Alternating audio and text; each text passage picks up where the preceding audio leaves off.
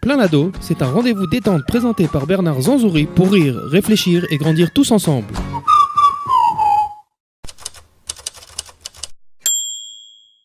Plein d'ado, encore une fois avec nous, soyez avec nous d'ailleurs chaque semaine, car aujourd'hui nous avons des invités illustres qui sont venus de pas très loin, mais qui sont venus. Et c'est un exploit pour nous raconter qu'est-ce que c'est Torah Betzion Tzedek, une association absolument fantastique avec à ma gauche le directeur de l'association, Shlomi Amar. Shlomi, bonjour. Bonjour. Alors, on va tous se tutoyer ici, d'abord parce que je les connais bien. À ma droite, Olivier Granilly, que vous voyez aussi des fois le matin. De temps en temps. Qui est connu aussi et Bonjour qui Bernard. a sa deuxième casquette aujourd'hui à Torah Betzion Tzedek, qui va nous raconter plein de choses aujourd'hui. Il en a envie d'ailleurs. Il est venu avec beaucoup d'envie. Je me suis préparé pendant de longues semaines. Et c'est bien, c'est bien. Donc aujourd'hui, c'est l'examen. Et moi, Bernard Zanzouri, vous me connaissez. Comme chaque semaine, on va parler des adolescents, on va parler des jeunes en Israël, de l'intégration, de l'Alia, de plein de choses. On a 1 heure, ça semble beaucoup. Vous allez voir que ça va être très, très court. Shlomi, bonjour. Shlomi, directeur de l'association Torah Betzion Tzedek. Shlomi, on veut te connaître un peu plus avant de parler de ton association, de tout ce que vous faites. Il y en aurait pour des heures, d'ailleurs, sans détailler tout. On a envie de te connaître un peu plus. Shlomi, d'où tu viens? Qui es-tu? Bon, j'ai grandi à Paris. J'ai fait mon aliyah à 18 ans avec la Harshara du Bnei Akiva. Donc la Harshara, le kibbutz, l'armée, la shlichut. Je suis rentré en France pour diriger le Bnei Akiva de Paris. Et après, je suis revenu en Israël. J'ai fait des études de psychologie. Et vers la fin des études, je suis rentré directement à Torah Betzion Tzedek. Cela remonte à presque 28 ans déjà que je suis à Torah Betzion Tzedek, qui est une organisation qui s'occupe des enfants à problème. Des enfants à problème, de tous les enfants? N'importe quel enfant israélien? N'importe quel enfant, qu'il soit religieux, pas religieux, quel que soit leur niveau économique, nous occupons de tout le monde en Israël. D'accord, c'est-à-dire que ça ne touche pas simplement les quartiers défavorisés. Si un enfant a des problèmes, il peut venir à Torah Betzion Tzedek. Quel que soit le problème, on s'occupe là où un enfant a mal, où il hésite, là où il n'arrive pas à bien s'épanouir. Torah Betzion Tzedek arrive là-bas. Alors comment vous vous faites connaître? Comment les gens apprennent qu'il y a un truc comme ça où on peut amener son enfant qui a un problème et il y a des gens pour s'en occuper? C'est incroyable. Ça. Alors le problème, c'est qu'en général, il y a beaucoup d'enfants, ils sont dans les rues et ils traînent, donc on arrive très facilement aux enfants. Ils n'ont pas besoin de venir chez nous. Un des problèmes, c'est que l'école en Israël termine très tôt. Donc les enfants restent traînés dans les rues.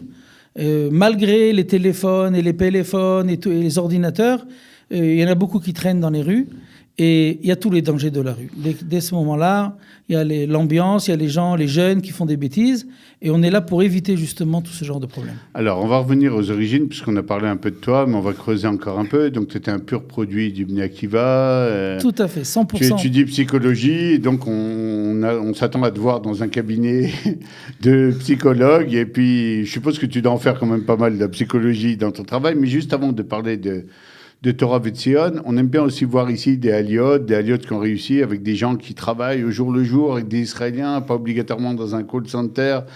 C'était une vocation pour toi, les enfants? Il y avait une recherche personnelle? Dès le début, comme je venais du Bnei Akiva, j'étais moniteur, j'ai dirigé le Bnei Akiva. Lorsque le rabbin Reutemann, qui a fondé et créé le Torah Betzion Tzedek, a demandé si j'étais prêt, évidemment, c'était pour moi concrétiser ce que je voulais faire depuis toujours. Alors, pour les gens qui nous regardent, qui l'auraient reconnu ou qui penseraient, on rappelle que Shlomi, on ne l'a pas dit, donc on va le dire, est le fils du grand rabbin Amar, qui était connu pour les gens de la rue Buffo et pas seulement. Et donc, il a appris aussi directement la Torah de papa et cette habitude comme ça de s'occuper de plein de gens et d'être un peu au four et au moulin. Donc, le grand rabbin Reutemann, c'était bien aussi de le rappeler, qui a fait des choses extraordinaires. C'était le fondateur aussi du Bnei Akiva de France, de Tikvatenu à Paris. Ici, à peine arrivé ici, il jette les bases de ce mouvement parce qu'il faut aider justement tous ces jeunes en difficulté. Alors, je suppose que pour un mouvement comme ça, qui a la prétention de pouvoir aider n'importe qui, il faut des moyens, il faut des fonds. Et là, tu te dis, bon, je peux trouver, je peux chercher, je peux parler, peut-être avec les relations de papa, ça suffira jamais. Ça ne suffit jamais parce que malheureusement, énormément d'enfants en Israël traînent dans les rues et ont des problèmes. Alors, avant de regarder, on va rentrer, on va prendre notre temps, on va aller voir qu'est-ce qui se passe chez vous, etc. C'est le monsieur argent de Torah Betzion, c'est Olivier qui se montre ici sous une nouvelle casquette. Voilà. On connaissait l'animateur de radio, brillant, qui a beaucoup de succès ici sur Radio Kalita. Alors Olivier, toi, comment t'es arrivé en Israël d'abord? Alors je suis arrivé en Israël, moi aussi, je suis arrivé à l'âge de 18 ans, tout de suite après le bac. Je suis monté d'une communauté qui a été à l'honneur, tu en as parlé la semaine dernière, ou il y a quelques semaines, avec le Rav Avraham Drey, la communauté de Shell. J'ai été aussi à Tikvateinu et puis voilà, après avoir passé aussi quelques années à l'école de l'Alliance, j'ai fait mon Aliyah donc et je suis arrivé la première année d'abord à la Mechina de l'université de Jérusalem et ensuite à Bar Ilan où j'ai rencontré Shlomi. Et comme j'avais déjà une petite carrière radiophonique derrière moi, quand je suis arrivé, Shlomi m'a demandé si je voulais organiser un radioton à l'époque sur Radio J. C'était 1991, quelque chose comme ça. Et donc, on a organisé un radioton pour Torah Betzion Tzedek à ce moment-là. C'était donc ma première opération de collecte de fonds, on va dire, à ce moment-là. Et j'ai commencé comme ça à rentrer dans l'engrenage. Et puis depuis, voilà, j'en suis pas sorti. Toi, tu venais pas franchement du domaine de l'éducation. Non. Toi, très vite, on t'a dit... Voilà, on m'a dit, toi... Mon petit... Des relations extérieures. Voilà. Tu vas t'occuper de tout ce qui est relations extérieures, il va falloir développer. Parce que finalement, ça a beau être un mouvement de jeunesse, ça a beau être un mouvement avec des jeunes, etc., ça doit fonctionner aussi un peu comme une boîte, il y a besoin d'argent qui rentre. Il y a des salariés. Entreprise. Il y a des salariés, il y a des comptes, il y a des comptes rendus d'activités. Il y a beaucoup d'activités, les activités coûtent cher aussi. Dès qu'on organise une colonie de vacances, des excursions... Alors par exemple, dans une colonie de vacances, ces jeunes là qui ont des problèmes, etc., arrivent, qu'est-ce qu'ils payent? Ils payent un prix complet? Ils payent en général le trajet. Ils payent le trajet. Ça veut dire entre 50 et 60 shekels. Sur un produit qui Sur un produit qui coûte à peu près entre 800 et 1000 shekels. Ah oui, effectivement, il y a du travail. Il y a du travail pour Olivier. Et alors, comment ça se passe? Mais c'était pas un peu affolant? Parce que tu dis, bon, pour l'instant, disons, on a de quoi assurer un machané, une fête, mais après, si j'arrive pas à rentrer d'argent, ces enfants-là, ça suscite des espoirs, je suppose, ils ont envie de plus encore, et à un moment donné, si on ne trouve pas ce qu'il faut, ça peut s'arrêter. Alors tout le but justement, c'est de faire que tous nos donateurs continuent à donner chaque année. Donc on est en rapport constant avec les donateurs, on leur explique ce que fait le travail, et comme ça on arrive à ce que le donateur continue à donner chaque année, et même à donner plus lorsqu'il voit les activités que l'on fait avec leur argent. Ce sont des donateurs qui voyagent, qui viennent voir sur place, qui veulent... En grande partie, en général. C'est des donateurs qui, d'abord qu'on invite à venir voir les activités parce qu'on n'a vraiment rien à cacher. Au contraire, on a même beaucoup à montrer. Lorsqu'ils sont en Israël et qu'ils viennent voir les activités, en général, ils deviennent encore plus... d'abord, ils augmentent leur donation et ils deviennent encore plus nos ambassadeurs auprès d'autres personnes. Ça nous permet comme ça de trouver d'autres donateurs. En fait, vous avez monté ça sur le système un peu d'une espèce de grande famille où il y aurait les grands de la famille qui prennent la responsabilité. Exactement. Un peu. Tout à fait. Exactement. Les donateurs sont aujourd'hui des amis de l'association. Ils connaissent ce qui se passe. Ils connaissent très souvent, puisqu'on en parlera sans doute au cours de l'émission. On a été on a un très beau groupe musical d'enfants qui chantent. On a été avec eux à Paris, dans d'autres villes, et ils ont connu les enfants. Ils connaissent vraiment les enfants. Ils nous demandent très souvent... ils connaissent leur prénom. Exactement. Ils descendent dans le détail. Ils me demandent qu'est-ce qui est devenu Meir, qu'est-ce qui est devenu... Voilà, enfin... Et oui, c'est très proche. C'est des relations très proches. Alors, on va essayer de revenir un tout petit peu en arrière, parce qu'aujourd'hui, effectivement, ça a l'air bien huilé, ce système. Et je suppose qu'il y a eu des galères pas possibles, qu'il a fallu traverser des périodes où il y avait des doutes véritables, où on se disait, est-ce qu'on va pouvoir tenir? Alors, venez, on va revenir un peu dans le temps avec vous. À l'époque où Torah Betzion Tzedek se monte, Quels étaient les principaux écueils quand toi t'es rentré? Ça existait déjà? Il y avait des bribes Il y avait... non, ça existait déjà, mais c'était très, très décousu. C'était le rabbin Reutemann, d'ailleurs, qui tenait toutes les rênes. Et il y avait un SNIF, un centre à droite, un centre à gauche, et de temps en temps, ils se rencontraient, mais ce n'était pas quelque chose D'accord. de... Alors, quelle était ton analyse de la situation à l'époque pour essayer de faire un changement, pour prendre cette toute petite entreprise avec quelques bonhommes et essayer d'en faire un mouvement qui soit un mouvement national? C'est pas évident. Alors, il y a deux stades. Il y a la partie éducative et la partie d'organisation. Et l'un est aussi important que l'autre. Ça veut dire que ça ne sert à rien d'organiser plein de choses si on n'est pas... Le but final est d'éduquer en vérité ses enfants. Donc d'abord au niveau de la gestion, comme une entreprise. Ça veut dire que les gens doivent... D'ailleurs c'est intéressant. Tous les employés aujourd'hui de Torah Beth Zion Tzedek, à part nous en vérité, ce sont tous des anciens du mouvement. Ce sont des gens qui ont grandi dans le mouvement, qui connaissent le mouvement et qui ont continué, qui ont fait des études, qu'on a aidé à faire des études et qui sont aujourd'hui les dirigeants de Torah Beth Zion Tzedek. C'est presque une entreprise familiale, c'est comme Strauss. C'est une entreprise. Tout à fait. Donc les gens vraiment ont envie de travailler parce qu'ils savent, ils viennent de là-bas. Et les jeunes voient toujours les mêmes têtes sur des années. C'est aussi important, c'est-à-dire il y a un renouvellement, mais chez les cadres ça bouge pas, c'est rassurant. Voilà, exactement. Ça, c'est la première chose, au niveau d'organisation. Maintenant, au niveau de l'éducation, ce qui était très important, c'est qu'on décide qu'est-ce que l'on veut faire. Parce qu'on peut faire des colloques, on peut faire des réunions, on peut faire des grands discours, mais lorsqu'on est devant un groupe de 20 enfants déchaînés, il faut savoir ce que l'on veut faire. Tout le problème des adolescents, qui est constant en Israël, et dans le monde entier d'ailleurs, tous les problèmes de drogue, tous les problèmes de cigarettes, etc., on essaye de vraiment, le problème aujourd'hui avec les téléphones, on essaye vraiment, on a une ligne éducative bien claire. On sait où on va. Chaque année, on décide ce que l'on veut changer chez ces enfants-là. Et comme ça, on arrive tout doucement à des résultats. À l'époque, quelle était la ligne? Quelles étaient les choses qui t'étaient chères à toi, que tu voulais faire passer absolument? Tu as dû faire une petite analyse du terrain en disant « Ouh là là, bon, allez, il va falloir changer ça, ça et ça, sinon ça ne passera pas. » Bon, là, ce que je me rappelle, c'était quand même il y a 25, 28 ans. Mais il n'y avait pas du tout de ligne éducative. Ça veut dire chaque moniteur venait, faisait son activité, ce qu'il avait lu dans le journal, ce qu'il avait envie de faire le matin, et puis il n'y avait pas de suivi dans les activités. Il n'y avait pas un projet pédagogique. Il n'y avait aucun projet, il n'y avait pas de réflexion, il n'y avait pas de vérification après ce projet. Est-ce que l'on a réussi? Est-ce que l'on n'a pas réussi? Qu'est-ce qu'il faut changer pour les prochains projets? Et c'est ce qu'on a mis en place. Et ça, c'est le plus important. Donc aujourd'hui, par exemple, dans ces derniers mois là qu'on a fait, tous les enfants de Tzedek travaillent sur une notion qui s'appelle le temps, par exemple. La perte de temps, est-ce que le temps est important? Est-ce que traîner sans rien faire, c'est ça? Et c'est une chose que l'on prépare à l'avance.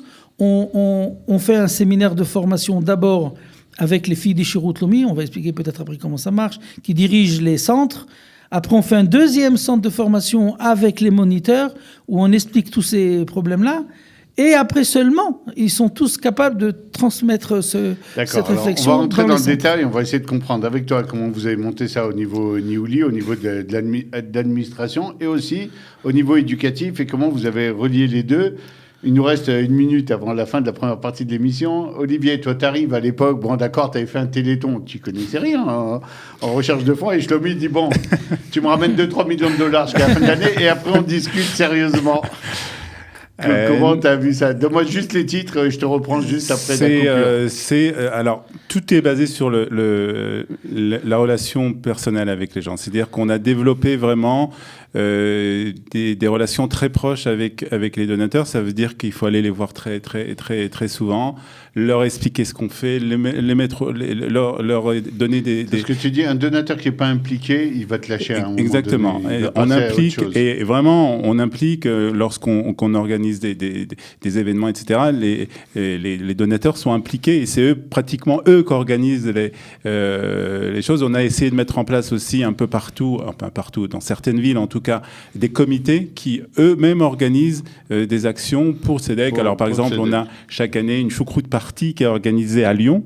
C'est un groupe. Attends, alors, choucroute party, je peux pas te laisser. On termine la première partie, je te reprends directement, tu me donnes la recette déjà. À tout de suite.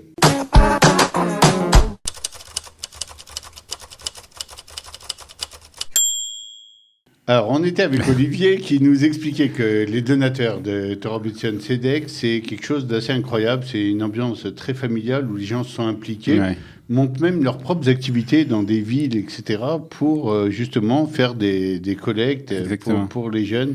Oui, alors on a l'exemple de la choucroute party, c'est à Lyon, on a un comité de 5-6 volontaires qui organisent chaque année une choucroute party et qui organisent la choucroute party eux-mêmes. C'est-à-dire que ils font eux-mêmes, ils vont faire les courses, ils préparent la choucroute, ils préparent la table, ils préparent aussi une tombola, ils vont chercher des lots à droite à gauche. C'est toi qui les invites en Israël aux activités, ils t'invitent. Voilà, la choucroute est prête, tu peux arriver. Et moi je viens pour manger en général la choucroute party, dire que 2-3 mots. C'est très bien.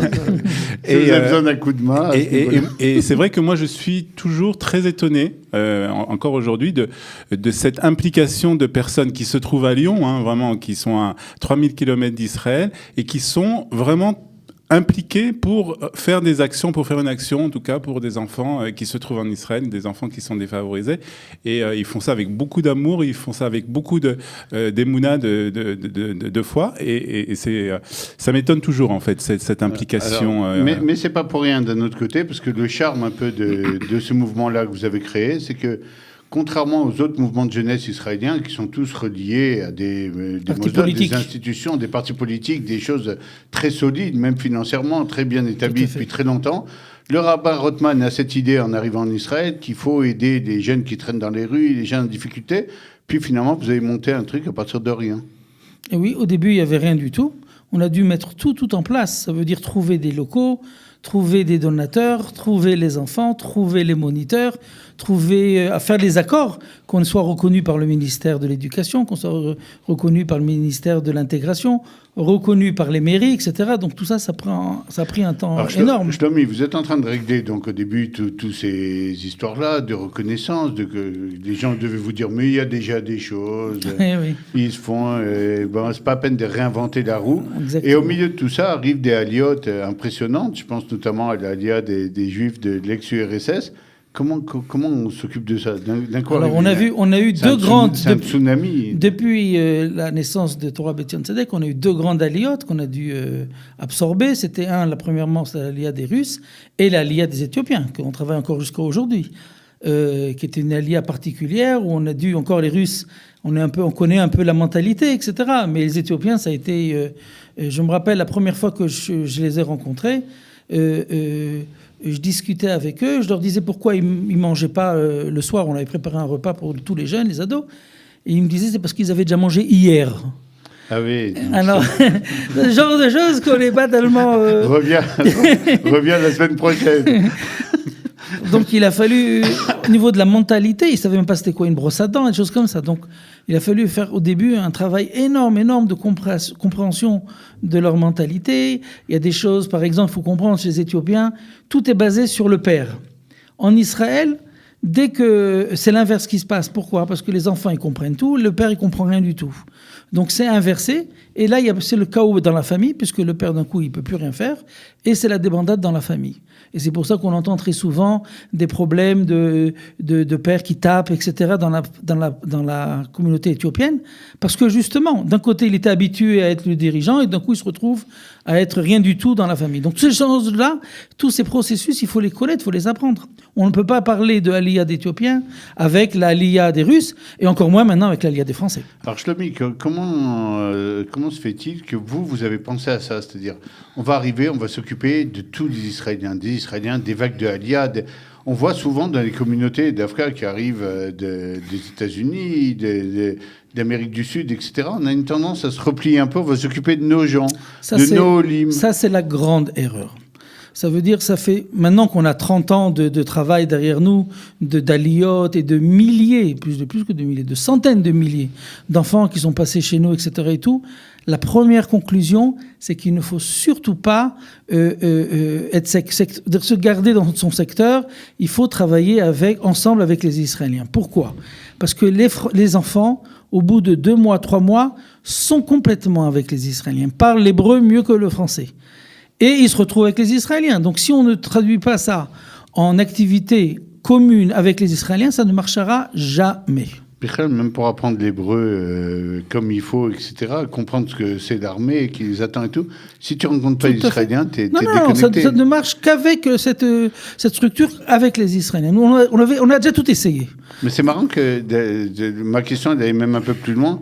Comment ça se fait que les Français, vous étiez Français, vous n'avez pas eu le réflexe franco-français, on va s'occuper d'abord de nos gens, nos petits olim à nous, et puis après on s'ouvrira vers d'autres communautés. Bon, d'abord, il faut bien penser que l'Aliyah de notre époque, c'est pas l'Aliyah française d'aujourd'hui. C'était beaucoup moins... D'abord, il y avait beaucoup moins de gens qui venaient. À l'époque où on était, Olivier et moi, à Bar-Ilan, je me rappelle, on était 7-8 garçons seulement, il y avait quelques filles, et c'était ça, toute l'Aliyah des Français de tout Bar-Ilan. Donc on était une quinzaine à tout casser, donc on n'avait pas le choix. On devait faire avec les Israéliens. Mais même la mentalité est qu'on devienne Israélien. Notre but, c'était de devenir Israélien, pas d'être Français en Israël. Et ça, on l'a fait tout de suite. Et après l'armée, donc automatiquement, on est rentré complètement israélien. Et c'est comme ça qu'on a réussi à faire notre klita en Israël. Donc actuellement, si je rentre dans un des groupes de Torah B'Tzion, vous avez des antennes maintenant un peu partout. Tout Israël. Je vais voir tout à Israël, quoi. Il y a tout le monde. On voit des Éthiopiens, des Russes, des Israéliens, des Marocains, des religieux. Et tout le monde il y a des enfants avec des péotes et des enfants sans kippa. Avec kippa, sans kippa. Et même à l'intérieur du SNIF, du groupe, etc., il n'y a pas de sectorisation. Ils se mélangent, ils sont copains. On ne va pas voir les Éthiopiens ici, les Russes de l'autre côté. Dans la société israélienne, c'est comme ça. Dans un bâtiment, dans une maison, au travail, c'est tout Israël. Il n'y a pas. Ça n'existe que dans les programmes d'Aliyah où on voit des programmes pour France, etc. Mais dans la situation de la société israélienne, tout le monde est ensemble. Ça n'existe pas. Olivier, toi, quand tu vas en Chutz La'aretz pour ramasser des fonds, mais en Israël aussi, je suppose. Et surtout en Chutz La'aretz. C'est un truc qui se vend bien, ça, le fait qu'il y ait tout à Israël. En tout cas, où il y a des réflexes des fois, mais pourquoi vous n'aidez pas que les Français? Alors, en tout cas, le public qu'on touche, le public de nos donateurs, est un public qui apprécie justement ce fait qu'on s'adresse à des gens qui sont religieux, des gens qui sont moins religieux, des nouveaux émigrants, des Israéliens qui sont là depuis longtemps. Ça, c'est un point très important pour eux, et je pense que ça fait aussi une des spécificités de notre association et de notre action, qu'on s'adresse à un éventail comme ça d'une population très importante, alors que certaines associations vont chercher aussi des fonds, que ce soit en France ou à l'étranger, mais pour certains secteurs. Donc ils vont bien entendu s'adresser, si c'est pour une yeshiva, alors ils vont aller s'adresser à un secteur orthodoxe. Nous, on peut s'adresser un peu à tout le monde, et c'est ce qu'on fait d'ailleurs, et on est accueillis assez bien. Pas tout le temps, parce qu'il faut quand même beaucoup de travail, etc. Mais on est accueillis quand même assez bien grâce à cette ouverture. Et je pense que justement aussi, puisqu'on parlait de la Aliyah de France, je pense que c'est quelque chose en France qui est apprécié, justement, qu'on soit ouvert, qu'on ne soit pas sectaire comme ça. C'est quelque chose qui est très apprécié par le public francophone. Je voudrais ajouter aussi, même au niveau de l'éducation des enfants, c'est très important. Parce que les enfants, ils sont très intelligents, évidemment, et ils se rendent compte que l'on ne veut pas, on s'occupe pas de ce qu'ils étaient avant, d'où ils viennent, etc. Et c'est pour ça qu'ils s'ouvrent aussi à nous. Parce qu'on ne dit pas, non, vous êtes les pauvres Éthiopiens, vous êtes les sales Russes et les Français qui viennent débarquer, qui ne comprennent rien. Pas du tout. Un enfant est un enfant. On s'en fout complètement d'où il vient. Et le fait que l'on s'occupe de ces enfants-là de cette manière-là, ils s'ouvrent à nous. Parce qu'on les voit, on regarde avec eux au même niveau qu'eux. Tu m'as dit tout à l'heure une spécificité aussi de votre mouvement. Vous suivez l'enfant dans toutes ses joies et dans toutes ses expériences durant sa vie. Parce que vous êtes là tout le temps. Une des réussites de l'éducation, c'est continuer. Lorsqu'on vient et donner une belle conférence, c'est bien, mais ça n'influence pas vraiment sur l'éducation de quelqu'un. L'éducation, c'est le travail journalier, quotidien, dans toutes les années. Ça veut dire qu'un enfant qui rentre chez nous à 9 ans, notre but, c'est qu'il soit avec nous jusqu'à l'âge de 18 ans. Même après, on les suit à l'armée, on les suit à l'université, on organise des bourses pour les enfants, pour les jeunes à l'université. Je suis invité à une 50aine de mariages par an d'anciens de Tzedek. Malheureusement, je ne peux plus aller à tout le monde. Ils sont mariés entre eux, pas entre eux, etc. Mais on est tout le temps avec eux. Et c'est énormément de travail, parce que parfois, il faut d'abord des budgets. Par exemple, si l'enfant elle arrive à l'âge de la bar mitzvah, alors il faut organiser la bar mitzvah. Très souvent, il y a des familles... D'abord, il y a des maisons d'enfants où il n'y a pas du tout les parents. Il y a parfois des familles où c'est que la mère qui est toute seule qui doit s'occuper, donc on les aide à organiser, à préparer la bar mitzvah, etc. Lorsque l'enfant doit arriver au baccalauréat, donc on essaye de donner des cours après l'après-midi pour qu'il puisse améliorer le baccalauréat. Il y a une fierté personnelle quand vous voyez un enfant d'un quartier défavorisé, etc., avoir un diplôme universitaire, par exemple. Oui, bien sûr.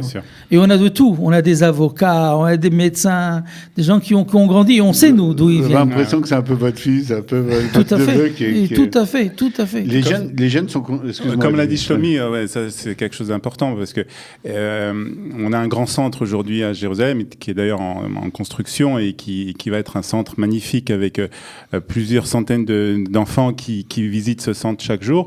Et le directeur du centre, c'est un ancien vraiment de Torah Beth Zion Tzedek, un ancien de Shmuel Hanavi, qui était, on va pas dire, mais presque à la limite de la délinquance. Et aujourd'hui, il s'occupe d'un centre qui est formidable, quoi, qui est un centre où il y a des centaines d'enfants qui viennent chaque jour avec des activités. Et c'est le directeur du centre et il fait ça d'une manière formidable. Et alors, ça, c'est une grande fierté. On va y revenir tout à l'heure parce que j'ai envie de savoir vos petits secrets, vos techniques pour comment on prend un adolescent borderline qui est en train de se perdre et on le remet sur des rails où il va diriger un bâtiment énorme, etc.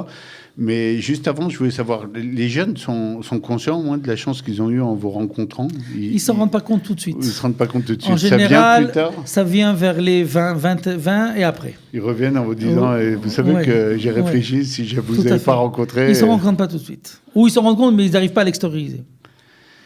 C'est un peu la vie de l'éducateur qui n'a pas toujours un retour, et encore moins un retour immédiat sur ce qu'il investit et ce qu'il fait, mais c'est aussi le secret, comme tu le disais, de la Mshechiout, le suivi comme ça. On continue, nous on fait, et à la fin ça marche, tout à fait. C'est que comme ça que ça marche. Et c'est surtout pas ce qu'on recherche, c'est-à-dire c'est surtout pas... on ne recherche pas d'avoir une reconnaissance immédiate, en tout cas même après, mais on recherche vraiment le bien-être de l'enfant. L'éducateur et le groupe investit. On investit. Ce qui sera, on a un retour, c'est bien. On n'a pas de retour, c'est bien aussi. C'est plus que ça, je vais te dire. Je pense que l'éducation, c'est une science exacte, malgré tout ce que l'on peut raconter. Alors, là, on rentre dans la science, enfin. Pourquoi? Et nous, on a l'expérience de centaines de milliers d'enfants déjà. Je n'ai jamais vu un enfant à qui on lui a donné exactement ce qu'on devait donner et qui est mal sorti. C'est un problème de l'éducateur, le problème du parent. C'est pas un problème de l'enfant. J'enseigne très souvent aux futurs professeurs dans les écoles, les universités. Je leur dis toujours, il n'y a pas de mauvais élèves, il n'y a que de mauvais professeurs. C'est au professeur de savoir exactement quoi donner. Et je peux vous dire par expérience que si on a donné exactement ce qu'il faut donner, ça marche. En termes scientifiques un peu, l'enfant, c'est une espèce de boule d'énergie. Comment on va la diriger? C'est le problème de l'éducateur. Et si tu n'as pas réussi, ne viens pas dire oui, il était dissipé. C'est toi qui n'as pas su diriger cette énergie vers comme si on fait de la porcelaine ou on fait quelque chose. Si ça ne marche pas, ce n'est pas la faute du plâtre. C'est la faute de celui qui a fait la Alors, dans les prochaines parties de Plein Lado, on va revenir sur les techniques éducatives, sur comment vous travaillez. Moi, ce qui m'a très intéressé tout à l'heure, c'est quand tu me disais les donateurs connaissent les enfants par leur nom, ils s'intéressent. Vous avez réussi à faire passer votre envie de faire et de donner tout. Vous avez passé ça aux donateurs et maintenant ils sont complètement, ça y est, ils sont atteints eux aussi par cette maladie. Ils viennent les voir, c'est ça. Il y a aussi un processus de transparence. Pas seulement au niveau du budget, évidemment, tous les budgets sont clairs et nets, on peut les regarder, il n'y a pas d'histoire, mais aussi au niveau des activités. Ça veut dire qu'on donne à chaque donateur, surtout les donateurs qui sont un peu plus importants, on donne qu'est-ce qu'on a fait avec son argent. Avec son argent à lui, pas... Son argent spécifique. Spécifique, pas on a fait en gros, etc. Dire, tu nous as donné... bon, évidemment, je ne fais pas ça avec chacun qui donne 50 shekels, mais celui qui a donné 10 000 shekels, il reçoit à la fin d'année un compte rendu, qu'est-ce qu'on a fait avec ces 10 000 shekels à lui. Oh, c'est magnifique ça. Et comme ça, il sait exactement ce qu'il a fait. On va devoir terminer la deuxième partie. Une toute petite question à Olivier, juste avant de terminer cette deuxième partie, juste avant que je vous retrouve. La couscous partie maintenant là. Non, je veux juste savoir. Il y a des donateurs qui donnent des cigares, par exemple. Non, pas encore. Non, c'est pas arrivé encore. Vous touchez rien, vous. Non, Baruch Hashem. On n'a pas de... Ah, c'est On n'a pas dommage. ce problème. C'est dommage. Le maximum, Vous n'allez pas faire beaucoup de politique. le maximum, c'est une assiette de choucroute. Ce qui est pas mal. Ce qui est pas mal. les parce qu'on va cigares et les macroudes. Ah, les cigares au miel. Attention, on va les compter. À tout de suite dans Planado avec Torah Betzion Tzedek.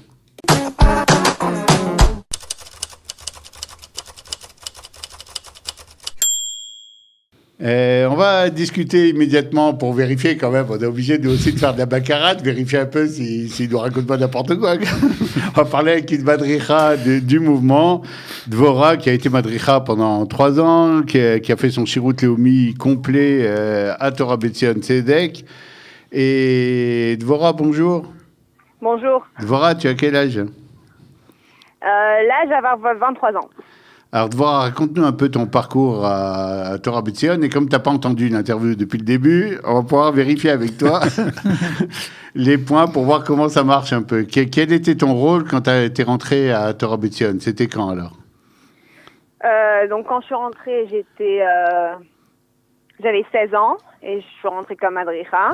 Ok. J'ai commencé avec les enfants les enfants de 8 ans. C'était où? Dans quelle ville? À Jérusalem? C'était à Beth Shemesh. À Beth Shemesh, d'accord. Donc, c'était dans un quartier de Beth Shemesh, qui est un quartier pas très haute classe, on va dire. Ok. Et donc, j'ai commencé à Ramat Lehi à Beth Shemesh et j'ai commencé comme madricha pour des enfants de 8-9 ans. Et un an après, j'ai changé de groupe. Les activités, elles se faisaient où, Dvorah? Les activités à Beth Shemesh, au centre. On avait une moadonite. Une moadonite, ok. Voilà. Donc, on faisait là-bas des activités tous les mardis et des fois aussi Shabbat. Enfin, les madrichim, ils habitaient un peu loin, donc on faisait pas tous les Shabbats comme tous les mouvements Bnei Akiva et tout ça, mais on arrivait des fois les Shabbats et on en refaisait pendant les fêtes. L'Akba Omer, on faisait ensemble, Purim, des trucs comme ça. Alors, quel était le profil un peu des jeunes qui arrivaient chez vous, Dvorah? C'était les jeunes de ce quartier un peu défavorisés? C'était des jeunes défavorisés, c'était beaucoup d'Éthiopiens. Ok. Des enfants éthiopiens et que leurs parents travaillaient jusqu'à très tard. Ils rentraient de l'école vers 2h, 3h. Les mardis, ils finissaient peu, donc 1h, 2h même. Et il n'y a personne à la maison. Les parents, ils travaillent jusqu'à très tard. Donc, c'est pour ça que les mardis, c'était très important de venir et être vraiment dans la moadonite de 2h, 3h jusqu'à 6h, 7h. Vous étiez une équipe de combien là-bas? De combien d'enfants? Non, combien d'encadrants? On était à peu près 7 ou 8. 7, 8 encadrants. Et combien d'enfants venaient à vos activités? Et combien d'enfants? Au minimum 20-25 à chaque fois. Peut-être des fois plus, des fois moins, ça dépend. Mais on allait les chercher aussi. On savait à peu près où ils habitaient. Donc on allait chercher, chacun allait chercher son groupe. Allez, venez, c'est maintenant l'activité pour qu'ils ne restent pas dehors à fumer ou à faire n'importe quoi. On allait vraiment les amener pour leur dire voilà, c'est maintenant l'activité. Et ils venaient vraiment...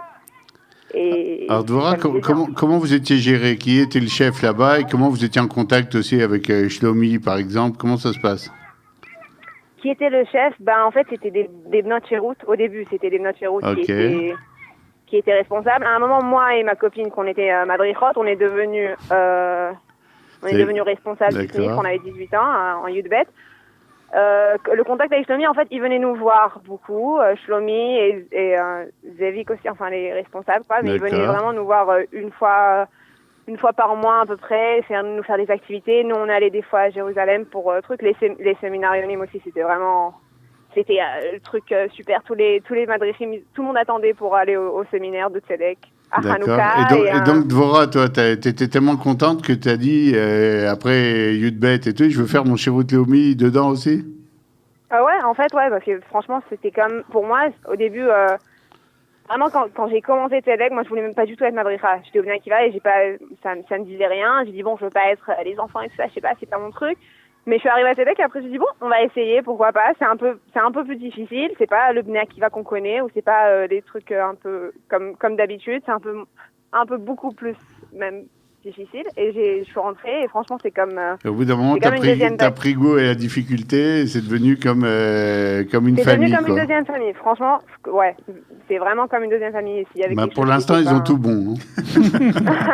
Ils ont tout bon. Donc voilà, c'est pour ça que jusqu'à maintenant, on est encore en contact. Je suis en contact même avec les enfants, les enfants de mes Khanichim à moi, ils sont à l'armée, et on est toujours en contact. T'es en contact avec eux, t'es fier quand ils réussissent des trucs, quand à l'armée ils ont un petit grade, un course makim, un truc.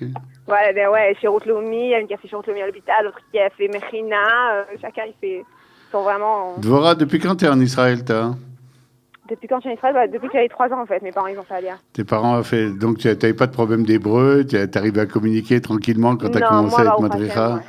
Ouais. Et tu fais quoi aujourd'hui? Je suis à l'université.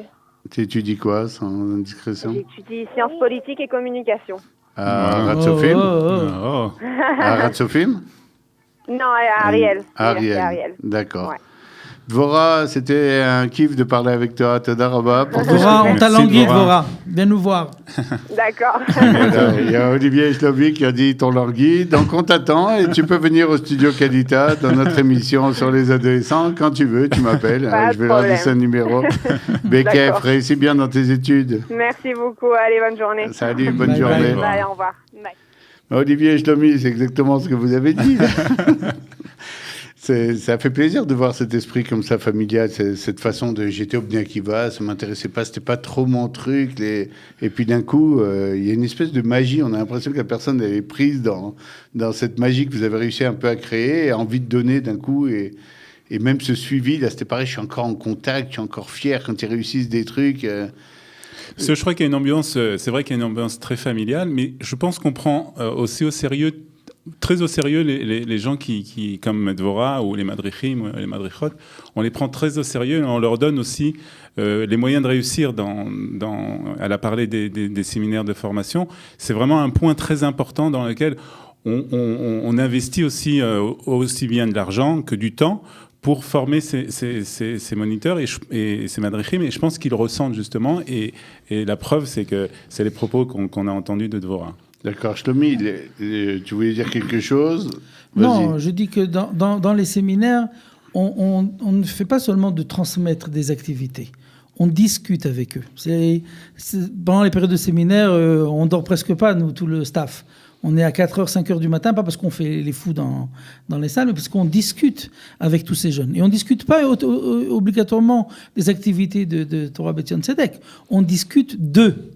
Comment ça va à l'école? Comment ça va avec ta copine? Qu'est-ce qu'il y a de mieux? Pourquoi tu vas avec une copine comme ça? Pourquoi tu fais ça?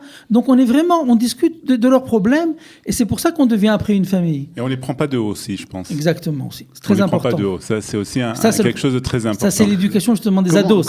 Comment on fait pour être en contact? Parce que quand on a 3000 enfants, vous en avez passé beaucoup plus que ça depuis le début de Torah Beth Zion, c'était des milliers et des milliers. Mais ça fait aussi beaucoup d'animateurs et beaucoup de gens. Comment on fait pour avoir du temps un peu pour chacun? Même la nuit, il ne suffit pas. D'abord, les 3000 ne sont pas tous des éducateurs.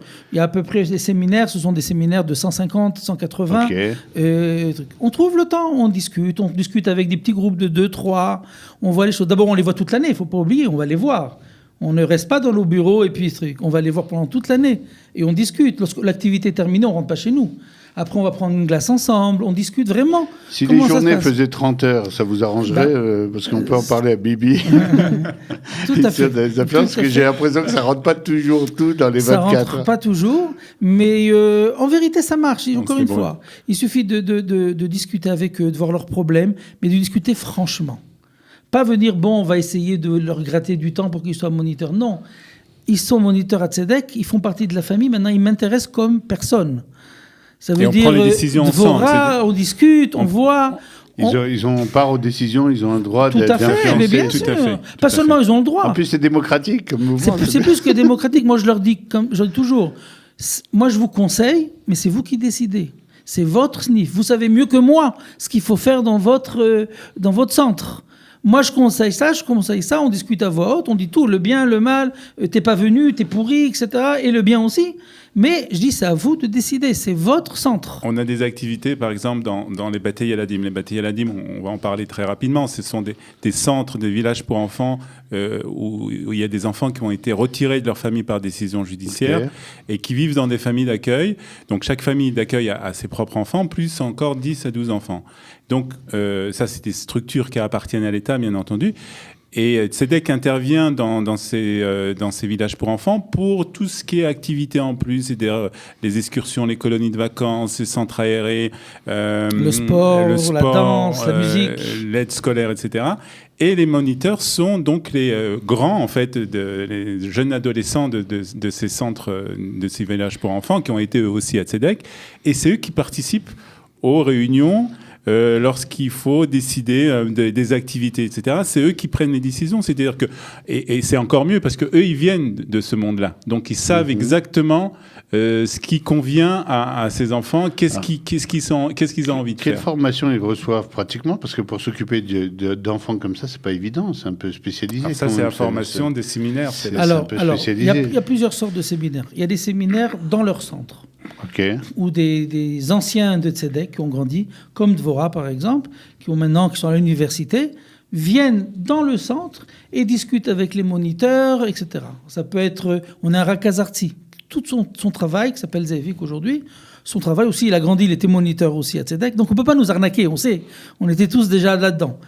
Et tout son travail, il a une voiture, toute la journée, il va voir l'un de tous les centres. Donc, il organise aussi des séminaires de formation. Moi aussi, on fait aussi des séminaires de formation, qui peut être au niveau du centre ou un groupe de 2 moniteurs qui ont un problème, etc. Ça, c'est une chose. À part ça, il y a les formations nationales, où il y en a 2 fois par an.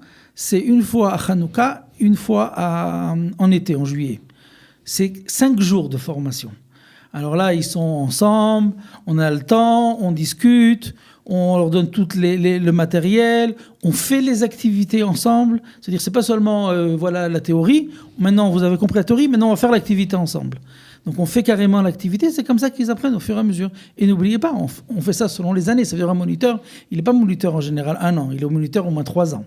Donc avec ça, au fur et à mesure... Et tous les moniteurs ont le numéro de téléphone de Shlomi, de Zévi, qui peuvent l'appeler à n'importe quel moment. Ils peuvent m'appeler quand ils veulent, on discute, on va. Et encore une fois, on leur essaie de leur faire comprendre, c'est que au début, quand on a commencé Torah B'Tzion Tzedek, lorsque je disais je vais venir, on me disait non, ne viens pas, on n'est pas prêt, on ne sait pas, etc. Aujourd'hui, lorsque je dis je vais venir, ils me disent ah très bien, tu vas venir parce qu'on a des problèmes, parce qu'on n'est pas prêt. Ils sentent qu'on est là pour eux, donc ils sont contents qu'on vienne. On n'est pas des mefakrim, des contrôleurs. On est avec eux pour les enfants. Alors une petite question personnelle juste avant de poursuivre, parce qu'on va arriver à vos activités, à comment vous gérez au jour le jour, qu'est-ce que vous proposez à un enfant qui rentre au début de l'année et tout, mais juste avant, une petite question personnelle. C'est pas pour vous deux, mais je vais d'abord commencer par Shlomi.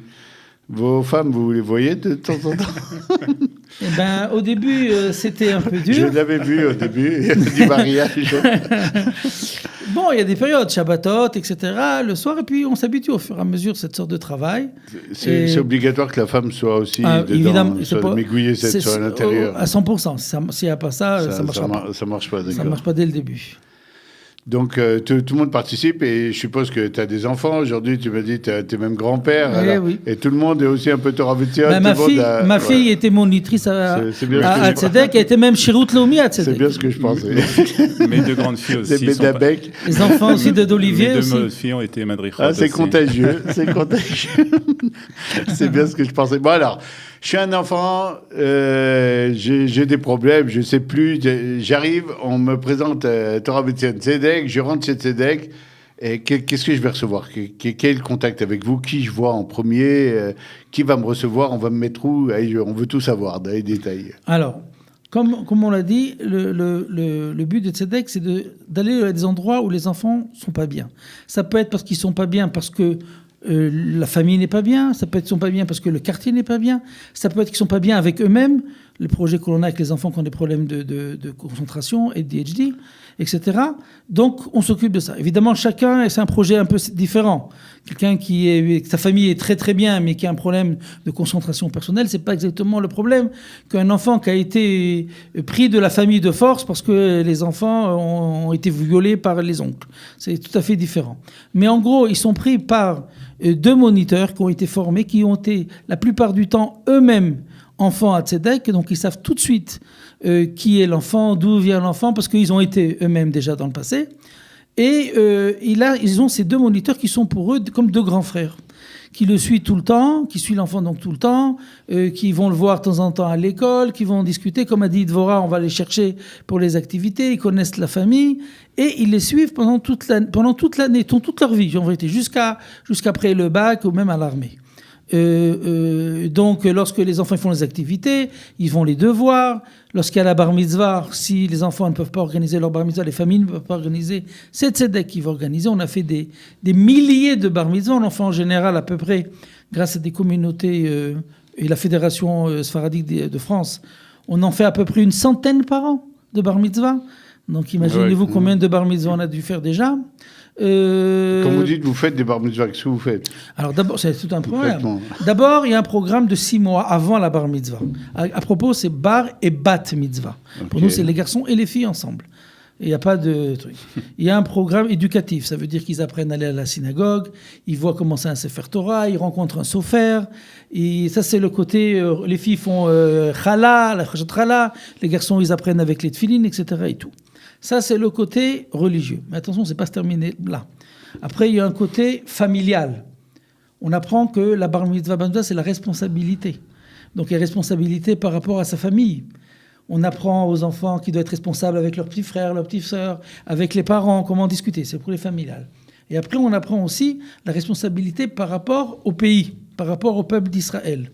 Donc, on commence par un grand tioul à Masada, où on apprend la gvura, comment on traduit, l'héroïsme en Israël, la responsabilité d'Israël, etc. Et tout. Donc ça, c'est la préparation à la bar mitzvah. Mais à part ça, en général, on fait une trentaine en même temps. On fait ça, d'abord la prière le matin dans une synagogue près de la vieille ville, dans la vieille ville. Après, évidemment, ils reçoivent tous les tefilines, etc. Les filles reçoivent des sidourim. Ils reçoivent avant les habits, etc. Tout ça. Ils arrivent, donc on fait la prière. Après la prière, on passe un peu au kotel. Et après, on fait dans une grande salle, comme une vraie bar mitzvah, une vraie salle. Dans un salon. Ils reçoivent des cadeaux, il y a un DJ, tout le monde danse, etc. C'est vraiment une vraie bar mitzvah. Il y a le photographe, il y a tout ça. Si je ne suis pas religieux... Il n'y a aucun rapport. Il n'y a aucun rapport. Non. Ça, c'est pour les gens qui veulent. C'est tous les enfants qui veulent faire leur bar mitzvah et qui ne peuvent pas faire leur bar mitzvah. Qu'ils soient religieux, pas religieux, ça n'a aucun rapport. Il y a des gens qui n'étaient pas religieux puis qui sont tentés quand ils voient tout ce qui se passe. Mais en général, la bar mitzvah, c'est quelque chose que tout le monde veut faire. Les mères, elles veulent toujours que son fils fasse la bar mitzvah. Et c'est très dur parce que l'enfant, il voit que tous ses copains font des grandes fêtes. Et il va voir la mère et il dit, écoute, j'ai pas d'argent, on peut rien faire. Et c'est là qu'Tzedek intervient. Je suppose que vous devez avoir dans vos stocks des photos incroyables, des films, des trucs fantastiques. C'est des milliers de photos par an. Vous repassez des fois avec les jeunes 10 ans après ou 20 ans. On a des photos. On a de très vieilles photos. C'est marrant de voir parce qu'encore une fois, rappelle-toi, les anciens restent dans le mouvement. Donc on revoit des photos. Donc on peut revoir des photos, par exemple de Dvorah, j'ai des photos d'elle lorsqu'elle a 15 ans. Lorsqu'elle était jeune monitrice, et c'est très marrant de voir. Ok, on a dépassé tous les temps et tout, on s'en fiche, on a dépassé. On va continuer avec vous, on va pas s'arrêter, on va continuer, on va pas faire la coupure habituelle parce que maintenant on est lancé, ça y est, on est au Rabbi Tzion complètement, on garde les t-shirts sur nous. On va aller jusqu'au bout de l'émission avec vous directement. Olivier, quand tu voyages, toi, je suppose que toutes ces questions que je suis en train de poser à Shlomi, tu les entends aussi. Les types disent, mais qu'est-ce qu'il y a ? Qu'est-ce que vous leur donnez à ces enfants ? Parce que ça a l'air, honnêtement, moi je connais, j'ai déjà été en contact avec vous, j'ai vu les activités. Mais quelqu'un qui entend, il dit, mais attends, c'est un conte des mille et une nuits. Le type, il arrive, il reçoit la bar mitzvah, le truc, on l'amène à l'armée. D'où est venue cette réflexion ? Et la question sera posée à Shlomi juste après aussi. qu'un enfant a besoin de recevoir, ensuite il va donner, et cette respiration-là, je reçois et je donne, c'est ce qui va le remettre un peu sur ses rails. C'est devenu doux parce qu'on a l'impression que vous donnez quand même énormément de choses, quoi. Alors c'est vrai qu'on donne beaucoup, et ça je crois que c'est aussi une des choses que Laura Wortmann nous a beaucoup enseigné, c'est que justement les enfants qui viennent chez nous, c'est vrai qu'ils reçoivent une aide scolaire, on les aide avec la bar mitzvah, on fait beaucoup d'activités tout au long de l'année, etc., du sport, on parlera sans doute après du groupe musical, etc., de la musique, mais je crois qu'il y a aussi le côté où les enfants, et c'est quelque chose qui va ensemble, et c'est quelque chose qu'on ne peut pas séparer, le fait que les enfants vont eux aussi donner des choses. Et ils vont donner parce que, on l'a pas dit, mais Tzedek, c'est les initiales de 3 mots, c'est Tsioni, Dati, Kehilati, et il y a donc le Kouf de Kehilati, de communautaire, où les enfants vont aussi participer à la vie de la société, en allant, par exemple, alors il y a eu le dernier séminaire, par exemple, de Hanouka, où il y avait juste à côté de l'endroit du séminaire un Bet Avot, une maison pour personnes âgées, et naturellement, on est parti avec les enfants, avec les jeunes moniteurs, avec 300 soufganiotes pour aller distribuer des soufganiotes aux personnes âgées et pour faire un peu de joie dans le truc. Et ça, c'est quelque chose qui est très important et qui a... C'est très important qu'ils donnent aussi, qu'ils aient Exactement. l'impression de les donner à la communauté. Alors, je note pour le menu, il y a déjà choucroute et soufganiotes. Plus je viendrai quelque part. D'ailleurs, on s'est fait un peu engueuler. On s'est fait un peu engueuler par la directrice. On nous dit il y en a plein qu'on a à sa carrette. Elle a dit faites ne pas en tuer quelques-uns avec le nombre de soufganiotes qu'on a amené avec le diabète. Ah oui, bon, si c'est des gros donataires, c'est pas grave. Je suppose que derrière tout ça, tu parlais tout à l'heure, quand je suis arrivé, il n'y avait pas vraiment de projet pédagogique, il n'y avait pas une ligne. Alors moi, j'ai envie de te poser un peu la question, parce qu'on accélère, on doit encore parler de la chorale, on doit parler de plein de projets que vous faites, on n'aura jamais le temps d'ailleurs aujourd'hui, mais j'ai envie de savoir un peu quelle est la trame, le fil rouge pédagogique qui est derrière tout ça. Même relie-le même à notre mission un peu vis-à-vis du Ham Israël. Quand on arrive en Israël et qu'on fait notre alia, on dit toujours que l'alia, elle finit pas quand tu arrives, elle commence. On a l'impression vraiment que toi, Olivier, que vous avez commencé à démarrer quand vous êtes arrivé en Israël en disant bon, allez, on remonte les manches maintenant, il y a du boulot. Et pour faire du boulot, il faut effectivement un fil rouge un peu pédagogique, il faut un anim à amin. En quoi vous croyez ?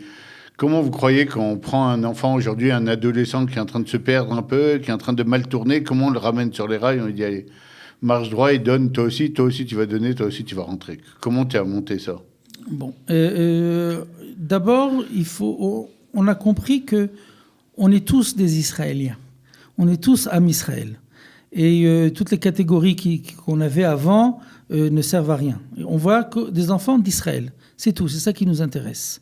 Ça, c'est la première chose. La deuxième chose, et j'en ai un peu parlé avant, on se rend compte que si on travaille comme il faut, ça marche, on peut éduquer. Il n'y a pas de secret, c'est que le travail. C'est que du travail. On me dit, qu'est-ce qu'il faut faire ? Je dis, il faut travailler, il faut travailler, il faut travailler. Alors c'est vrai qu'il y a des moniteurs qui sont plus forts que d'autres, etc. Mais le moniteur qui a le grand psychologue qui n'ira pas travailler, qui n'ira pas remonter les manches, comme tu as dit, ça ne marchera pas. C'est énormément de travail. C'est jour et nuit, c'est tout le temps, être tout le temps en rapport, être à l'écoute de ces jeunes tout le temps, ne pas les juger, même s'ils font des bêtises, de dire, OK, tu as fait ça, maintenant, comment on avance après ? C'est quoi le futur ? Pas rabâcher, pourquoi tu as fait ci, on t'avait dit, etc. Voir le futur, leur faire comprendre qu'on est toujours derrière eux, quoi qu'il arrive, on est avec eux, et que c'est parfois on peut tomber, parfois on fait des bêtises. Nous aussi on a fait des bêtises, et c'est comme ça qu'on peut avancer. Lorsqu'on regarde ça vraiment au niveau des jeunes, et on discute vraiment avec eux de leurs problèmes, sans vouloir dire qu'on connaît mieux qu'eux, qu'on est mieux qu'eux, que notre génération était mieux que la leur, etc., alors on arrive à une vraie discussion. Et lorsqu'on arrive à une vraie discussion, alors on arrive à avancer. Vous avez des histoires, des anecdotes connues je ne vous ai pas demandé de préparer, donc vous n'allez pas les sortir comme ça du tiroir. Mais moi, je me souviens de vous, quand j'étais en Shlichut à l'époque, à Tikvateinu, vous étiez venu à un moment avec la chorale de Tzedek à Paris. C'était le tout début, je pense, de la chorale. Effectivement, on voyait des jeunes, on voyait bien, même à leur tête, que ce n'étaient pas les enfants obligatoirement les plus faciles que vous aviez choisis. Et puis là, ils étaient tout sages, tout gentils, ils chantaient, ils impressionnaient derrière le public, parce que c'était pas professionnel au départ, mais ils avaient des jolies voix, etc. Mais il y avait quelque chose en plus, il y avait une dimension en plus. Est-ce que quand on récupère un peu ces gosses qui, sans vous, seraient peut-être paumés aujourd'hui, qu'on retrouverait peut-être même en prison quelque part parce que la rue, c'est la rue, est-ce que vous la sentez, cette dimension en plus on n'est pas allé vers le facile. Comme disait Dvorak tout à l'heure, il y avait plus facile. Tu allais au Bné, mais au bout d'un moment, le facile, c'est pas le truc qui t'attire. Évidemment. C'est dans la difficulté qui se trouve la mission. Le but de Torah Betzion Tzedek, c'est pas de faire du babysitting. On n'est pas là pour garder des enfants et puis dire voilà, c'est très bien, ils ont fait ci, ils ont fait ça, c'est tout. Et toute l'expérience, c'est de prendre des enfants que personne ne veut en vérité, qui sont dans les rues, qui traînent et que ça va mal et que personne n'écoute. Évidemment, c'est ça toute l'essence de l'activité. Maintenant, pour la chorale, c'est une expérience assez extraordinaire parce que depuis qu'on a fait la chorale, il y a des réussites qui sont, et c'est du travail, et c'est la metsiout, comme on dit, c'est des faits. D'abord, tous les enfants qui étaient à la chorale, tous ont eu le bac.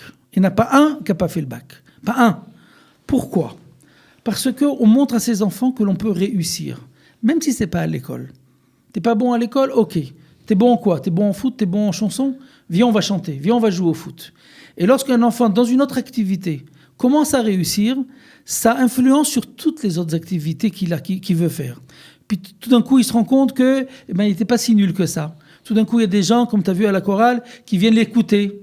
Dans le monde entier qui viennent écouter. Et là, automatiquement, sa vision de lui-même augmente. Si les gens viennent m'applaudir, c'est qu'apparemment, je ne suis pas si nul. Et si je ne suis pas si nul, je peux écouter, je peux avoir des bonnes notes en mathématiques. C'est très clair. C'est sûr que ça influence un enfant de voir qu'il y a des gens qui sont venus écouter, qu'il est un peu central quelque part dans quelque chose, alors qu'il était dans la marge exactement. Tout le temps. Mais quand tu dis dans le monde entier, vous êtes allé chanter où ?